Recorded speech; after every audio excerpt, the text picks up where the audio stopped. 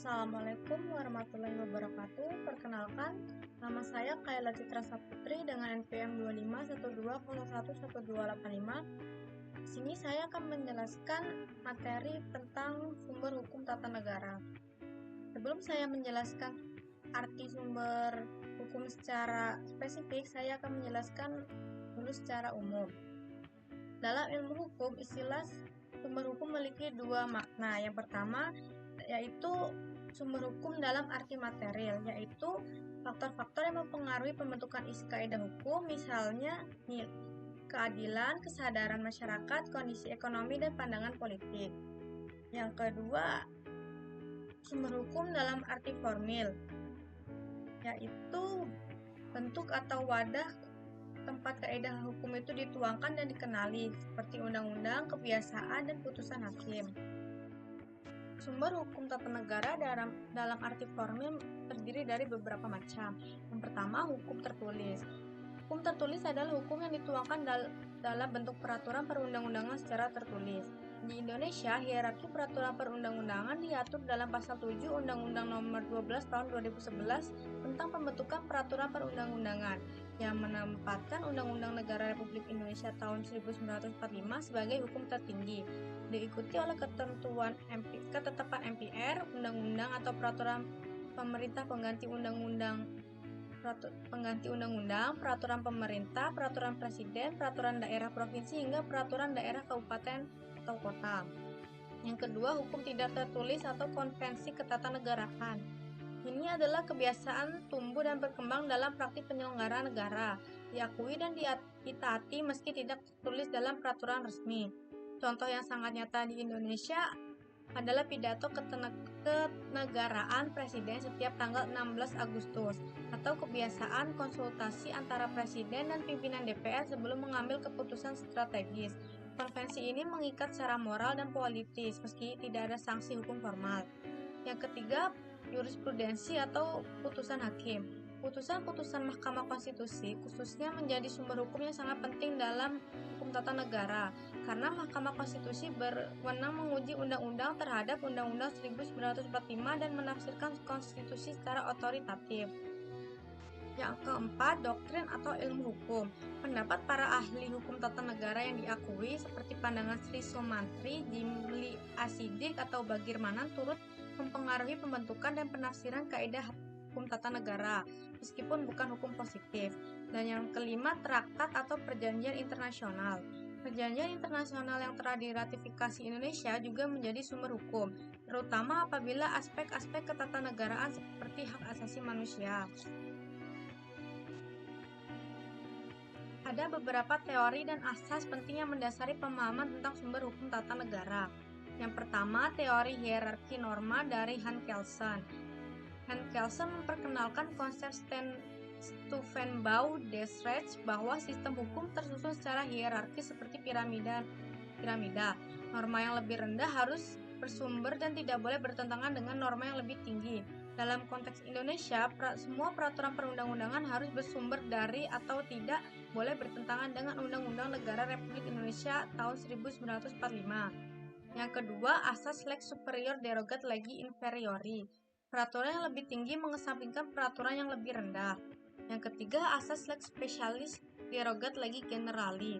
Peraturan yang lebih khusus mengesampingkan peraturan yang lebih bersifat umum. Dan yang keempat, teori Gern norm. Masih dari Kelsen, Gern norm adalah norma dasar yang menjadi sumber dari semua norma dalam sistem hukum. Di Indonesia, Pancasila dipandang sebagai norma dasar yang menjiwai seluruh sistem hukum nasional, sedangkan undang-undang merupakan sumber dasar tertulisnya. Sumber hukum tata negara Indonesia telah mengalami signifikasi sejak kemerdekaan. Pada awal masa kemerdekaan, Undang-Undang 1945 menjadi satu-satunya acuan utama. Pada masa Orde Lama dan Orde Baru, ketetapan MPR menjadi kedudukan yang sangat dominan dan sering digunakan sebagai instrumen politik. Pasca Reformasi 1998 dan amandemen Undang-Undang 1945, terjadi pergeseran besar. MPR tidak lagi memegang supremasi tertinggi, dan sistem perundang-undangan dipertegas melalui Undang-Undang Nomor 10 Tahun 2004 yang kemudian diperbarui dengan Undang-Undang Nomor 12 Tahun 2011 dan terakhir diubah dengan Undang-Undang Nomor 13 Tahun 2022. Lahirnya Mahkamah Konstitusi pada tahun 2003 juga menambah sumber hukum baru yang berpengaruh, yaitu putusan-putusan Mahkamah Konstitusi. Perkembangan ini mencerminkan perjalanan Indonesia dari sistem yang lebih otoritarian menuju sistem yang lebih demokratis konstitusional, di mana sumber hukum semakin ditegaskan dan semakin diuji. Saya memahami bahwa sumber hukum tata negara merupakan fondasi dari keseluruhan sistem hukum dan penyelenggaraan negara di Indonesia. Sumber hukum ini tidak tunggal, ia bersumber dari berbagai bentuk, baik yang tertulis maupun yang tidak tertulis. Dengan hierarki yang jelas, Undang-Undang Negara Republik Indonesia 1945 sebagai konstitusi tertulis terdiri di puncak hierarki, dijiwai oleh Pancasila sebagai core norm dan diperjelas melalui berbagai peraturan di bawahnya serta ditafsirkan secara otoritatif oleh Mahkamah Konstitusi.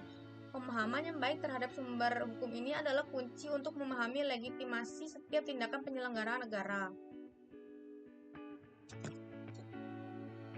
Sumber hukum tata negara bukan sekedar konsep akademis, ia sangat relevan dan berpengaruh langsung terhadap setiap kebijakan, peraturan, dan keputusan yang diambil oleh penyelenggara negara.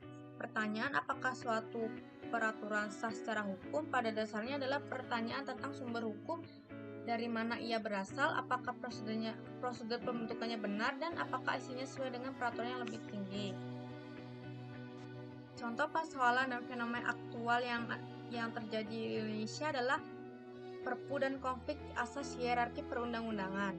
Peraturan pemerintah pengganti undang-undang atau Perpu adalah instrumen yang kedudukannya setara dengan undang-undang, namun ditetapkan oleh Presiden dalam keadaan kegentingan yang memaksa tanpa persetujuan DPR. Penggunaan Perpu selalu menimbulkan perdebatan tentang sumber hukum. Apakah kondisi kegentingan memaksa terpenuhi? Ini adalah pertanyaan tentang legitimasi sumber hukum. Mahkamah Konstitusi dalam berbagai putusannya termasuk putusan Mahkamah Nomor 138 telah menafsirkan bahwa penilaian kegentingan ada pada Presiden, namun dapat diuji secara konstitusional. Hal itu menunjukkan bagaimana sumber formal berinteraksi dengan jurisprudensi Mahkamah Konstitusi. Contoh yang kedua yaitu putusan Mahkamah Konstitusi tentang syarat usia Capres dan Cawapres. Putusan tersebut adalah salah satu contoh paling kontroversial dan relevan. Putusan Mahkamah Konstitusi Nomor 90 Tahun 2023 yang mengubah syarat usia minimal calon presiden dan wakil presiden dengan menambahkan pengecualian pernah atau sedang menjabat kepala daerah telah menimbulkan perdebatan besar di kalangan akademisi, praktisi, dan masyarakat. Putusan Mahkamah Konstitusi adalah sumber hukum yang bersifat final dan mengikat, namun perdebatan muncul justru dari segi legitimasi dan integritas proses pembentukan sumber hukum itu sendiri. Apakah putusan tersebut merupakan penafsiran konstitusi yang murni atau mengandung dimensi politis? Itu adalah contoh nyata bagaimana sumber hukum jurisprudensi dapat menjadi arena perdebatan yang intens. Contoh lainnya adalah polemik Undang-Undang Cipta Kerja dan pengujian formil di Mahkamah Konstitusi. Undang-Undang Nomor 11 Tahun 2020 tentang Cipta Kerja yang menggunakan metode Omnibus Law menimbulkan pertanyaan mendalam tentang sumber hukum formil. Dalam putusan Mahkamah Nomor 91, Mahkamah Konstitusi menyatakan bahwa Undang-Undang Cipta Kerja inkonstitusional bersyarat karena cacat formil. Dalam pembentukannya, proses pembentukan sebagai bagian dari sumber hukum formil tidak terpenuhi dengan baik. Hal itu membuktikan bahwa sumber hukum bukan hanya soal ada atau tidaknya peraturan, tetapi juga soal prosedur dan substansi yang benar. Dari ketiga contoh itu, kita dapat melihat bahwa konsep sumber hukum tata negara menjadi alat analisis yang sangat penting. Yang pertama, sebagai konsep hierarki norma memungkinkan kita menguji apakah peraturan sah atau tidak melalui judicial review di Mahkamah Konstitusi atau Mahkamah Agung. Yang kedua, konsep hukum formil membantu kita mempertanyakan tidak hanya isi sebuah peraturan, tetapi juga proses pembentukannya. Apakah prosedur partisipasi publik telah dipenuhi? Apakah lembaga yang berwenang telah bertindak sesuai kewenangannya? Yang ketiga, konsep konvensi ketatanegaraan membantu kita memahami praktik-praktik yang tidak tertulis, namun mengikat secara politis dan normal, dan mengenali kapan konvensi tersebut mulai dilanggar. Secara teori, Pancasila sebagai ground norm dan Undang-Undang 1945 sebagai hukum tertinggi seharusnya menjadi tolak ukur mutlak bagi setiap pembentukan hukum. Namun dalam praktiknya, proses legislasi kerap diwarnai kepentingan politik yang mengabaikan substansi konstitusional. Kita juga menyaksikan fenomena legislatif ras atau pembentukan undang-undang secara tergesa-gesa tanpa partisipasi publik yang memadai, yang melanggar asas pembentukan peraturan perundang-undangan yang baik. Ini adalah krisis sumber hukum formil dalam arti prosedural. Selain itu, dominasi kekuatan eksekutif dalam proses legislasi menciptakan kecenderungan di mana sumber hukum dibentuk lebih untuk melayani kepentingan pemegang kekuasaan daripada melindungi hak-hak warga negara yang bertentangan dengan esensi negara hukum demokratis. Tantangan terbesar dalam konteks sumber hukum tata negara Indonesia saat ini adalah bagaimana menjaga agar sumber hukum tetap berfungsi sebagai penjamin kepastian hukum dan keadilan, bukan sekedar instrumen legislasi kekuasaan. Sumber hukum yang kehilangan legitimasinya di mata masyarakat akan mengancam kohesi sosial dan stabilitas bernegara.